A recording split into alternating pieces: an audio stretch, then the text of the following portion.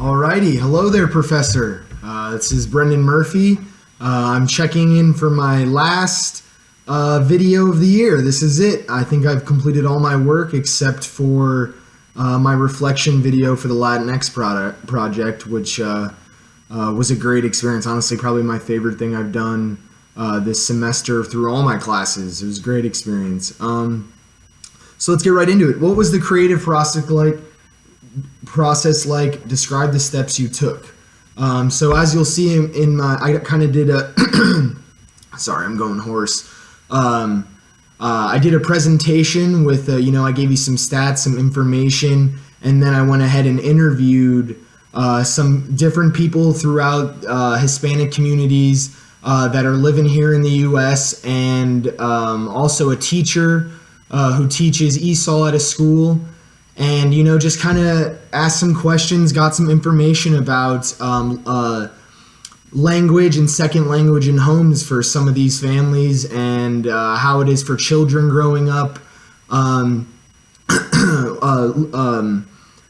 switching between both language. So lots of cool information there. I think you'll honestly like my project because I learned a lot. So I did the project first, I did a lot of research first, and then I did the interviews afterwards, after I had some of the information, and so you'll view that, obviously. How is this product representative of the Latinx experience? Something that we see throughout a lot of the novels and the information we look through, language was some of the biggest thing people struggled with and identified with throughout the stories. Whether that was relationships with other white people or other people of their own race, or flipping back and forth and just how it affected their culture, this, that, and the other. So if I was to say how it is representative of the experience, I think it just should show how, I'm trying to think of the wording, how the cultures can mesh, how we're growing, how language, how it's used is changing and growing every single day as we move into the future. And basically, knowing those languages, really, I think what I learned is it's a tool that can be used in a positive way. The more language you know, the better off you are, honestly. So I think it's just a great representation of where we're going as in terms of these communities and these people.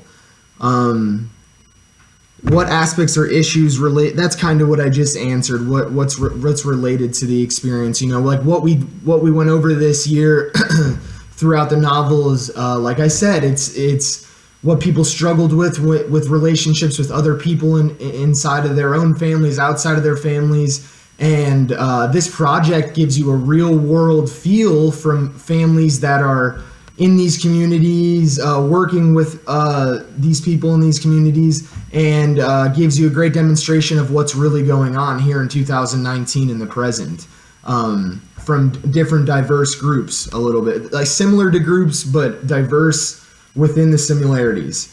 What did I learn? Well, what I learned when I did the research was, how,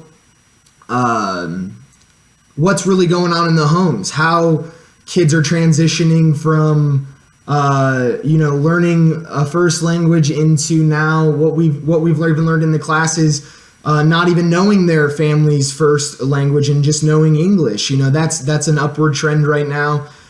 Even though some of the people I researched with said it was both in their homes, but as a whole, it seems that a lot of families are giving birth to kids and they really are just knowing English. But I think it's very beneficial to know both, and it really could be the culture and what they're feeling at school and outside of the home, which is making kids trend towards just knowing English, which kind of sucks, honestly, in my opinion. I think it's just so much more helpful to know more language. If you identify as Latinx, how does this product represent you? If you are not Latinx, what do you think a Latinx person would think about this product and why? I think it would be great. Something, if I could go back and redo it and add, is I kind of had like preset questions I wanted to ask the people I thought would be the best for that particular person in each interview.